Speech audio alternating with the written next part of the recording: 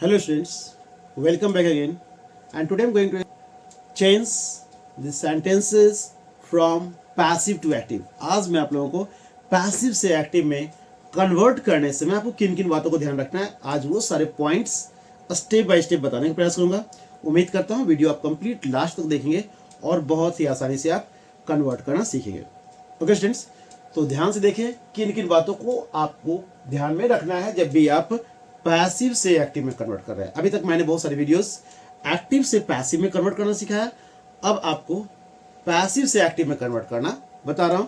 तो मैं उम्मीद करता हूं वीडियो आप कंप्लीट और लास्ट तक देखेंगे। ओके, तो ध्यान देंगे, मैं पहले आपको कुछ पॉइंट्स, कुछ सेंटेंसेस दे रहा हूं, उसके बाद कुछ पॉइंट्स आपको बताऊंगा। ध्यान देंगे, जैसा कि आप देख रहे होंगे, she is helped by me, you have been helped by her, she was taught by him, he is being taught by her. जब भी ऐसे सेंटेंसेस देख रहे हैं, ध्यान देंगे आप, जब भी आपको इज एम आर के बाद यदि वर्ब अपने थर्ड फॉर्म में दिख रहा है, ओके, ध्यान देंगे, यदि आपको इज एम या आर के बाद यदि आपको वर्ब अपने थर्ड फॉर्म में दिखाई दे, वैसे कंडीशन में आप यहां से इज को रिमूव कर देंगे। ओके, और आप इस बात का विशेष ध्यान दें कि आप वर्ब को दैट मीन्स कि V1 या फिर V5 में कन्वर्ट करेंगे। फिर मैं बता दूं आपको, यदि आपको पैसिव में सब्जेक्ट के बाद इज एम आर आपको दिखाई दे रहा हो और वर्ब अपने थर्ड फॉर्म में दिखाई दे रहा हो, तो पैसिव से जब आप एक्टिव में कन्वर्ट कर रहे हैं तो आप ध्यान देंगे, आप इज एम आर को रिमूव कर दें और वर्ब को जो थर्ड फॉर्म में दिख रहा है उसे या तो V1 या फिर V5 अकॉर्डिंग टू सब्जेक्ट, क्योंकि अब आपका सब्जेक्ट जो है वो चेंज होने वाला है। और आपको ये भी पता है कि जब आप एक्टिव में यूज करते हैं तो उस कंडीशन में आप बाई को भी रिमूव करते हैं। ओके, और कुछ पॉइंट्स जो आपको पता है कि जब भी आप पैसिव में मी को देखते हैं तो एक्टिव में आपसे आई में कन्वर्ट करते हैं, यानी पैसिव से एक्टिव में कन्वर्ट करने समय आप इन बातों को विशेष ध्यान रखेंगे।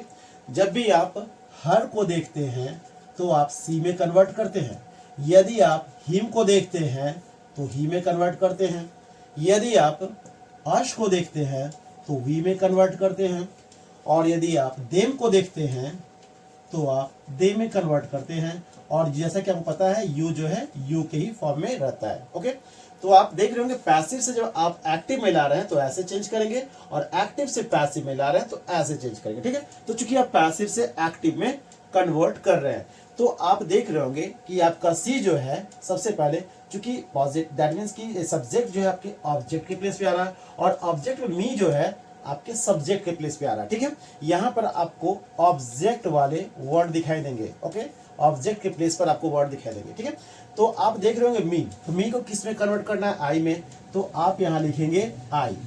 जैसा कि मैंने कहा, इज एम आर को रिमूव करेंगे। अब आई के अकॉर्डिंग या तो V1 या V5, तो आपको कुछ और रूल्स मैंने बताए थे कि जब आप आई देखेंगे, वी देखेंगे, यू, दे या फिर प्लूरल, यदि आपको सब्जेक्ट के रूप में ये 5 वर्ड्स दिखाई देते हैं, चाहे आपको आई, वी, यू, दे और प्लूरल दिखाई दे, तो आप V1 का यूज करते हैं। यदि अदर सब्जेक्ट आपको दिखाई दे, अदर सब्जेक्ट यदि दिखाई दे, तो उस कंडीशन में आप V5 का यूज करते हैं। ओके, तो आप देख रहे होंगे कि आपको आई दिखाई दे रहा है और आई के अकॉर्डिंग वर्ब फर्स्ट फॉर्म में होना चाहिए, तो आप यहां पे हेल्प लिखेंगे, आप लिखेंगे आई हेल्प। ओके, V1 हो गया, आई हेल्प। और जैसा कि आपको पता है कि सब्जेक्ट अब ऑब्जेक्ट के प्लेस पे आ रहा है, तो दैट मीन्स ये है सब्जेक्ट का प्लेस।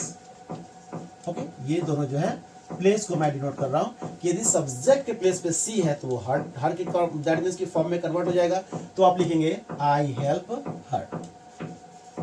ओके, नेक्स्ट देख रहे होंगे आप कि यदि पैसिव में आपको हैव या हैज दिख रहा हो, ध्यान समझिए कैसे करेंगे, यदि हैव या हैज दिख रहा सब्जेक्ट के बाद और उसके बाद बिन दिखाई दे रहा है, ठीक है, तो वैसे कंडीशन में आप बिन को यहां से रिमूव करेंगे और इस हैव को या तो हैव या फिर हैज के फॉर्म में आप as is that means subject के अकॉर्डिंग चेंज करेंगे। और जैसा कि मैंने कहा बाई को रिमूव करेंगे, तो आप हर को किस में कन्वर्ट करेंगे, हर को सी में कन्वर्ट करेंगे, तो आप यहां लिखेंगे सी।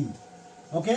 और जैसा कि आपको बताया गया हैव या हैज, तो सी के साथ आपको पता होना चाहिए इन सारे वर्ड सब्जेक्ट के साथ आप हैव यूज करते हैं। ओके, और दैट मीन्स अदर वर्ड यदि दिखाई दे तो आप हैज यूज करेंगे। तो आप देख रहे होंगे सी जो है दैट मीन्स अदर सब्जेक्ट के अकॉर्डिंग आप यहाँ पर हैज यूज करेंगे।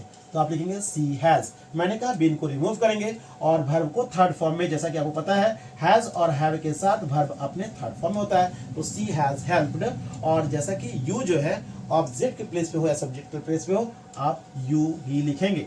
ओके, और इस तरह से आपने एक्टिव में कन्वर्ट किया।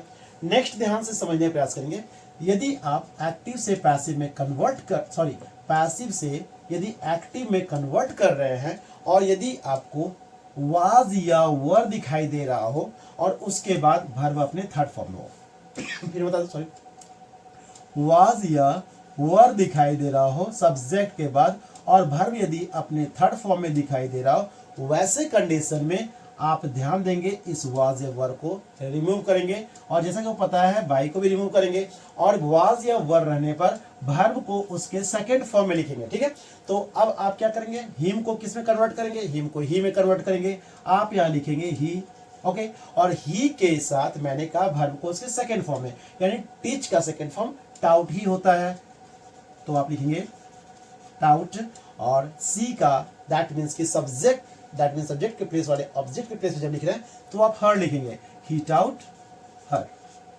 ओके, नेक्स्ट ध्यान से देखने का और समझने का प्रयास करेंगे।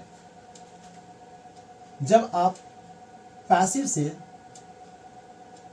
एक्टिव में यहां कन्वर्ट कर रहे हैं, ठीक है, ध्यान से देखेंगे, जब आप पैसिव से एक्टिव में कन्वर्ट कर रहे हैं और आपको यदि बीइंग दिखाई दिया, ध्यान देंगे, यदि आपको बीइंग दिखाई दे रहा है वैसे कंडीशन में आप वर्ब को उसके फोर्थ फॉर्म में यूज करेंगे। ओके, वर्ब को उसके फोर्थ फॉर्म में, तो और बीइंग को वहां से रिमूव करेंगे और साथ ही साथ बाई को भी रिमूव करेंगे। ठीक है, तो अब आप क्या करेंगे, हर को किस में कन्वर्ट करेंगे, सी में कन्वर्ट करेंगे, क्योंकि अब वो सब्जेक्ट के प्लेस पे आ रहा है। ओके, से, और उसके साथ ही साथ जैसा कि आपको दिया हुआ है इज, तो सब्जेक्ट के अकॉर्डिंग इज हमारे यहाँ यूज करेंगे। और जैसे मैंने कहा बीइंग होने पर वर्ब को उसके फोर्थ फॉर्म में यूज करेंगे, वर्ब को उसके फोर्थ फॉर्म में। तो टाउट जो है वो टीच से बनता है और टीच का फोर्थ फॉर्म होता है टीचिंग, तो सी इज टीचिंग।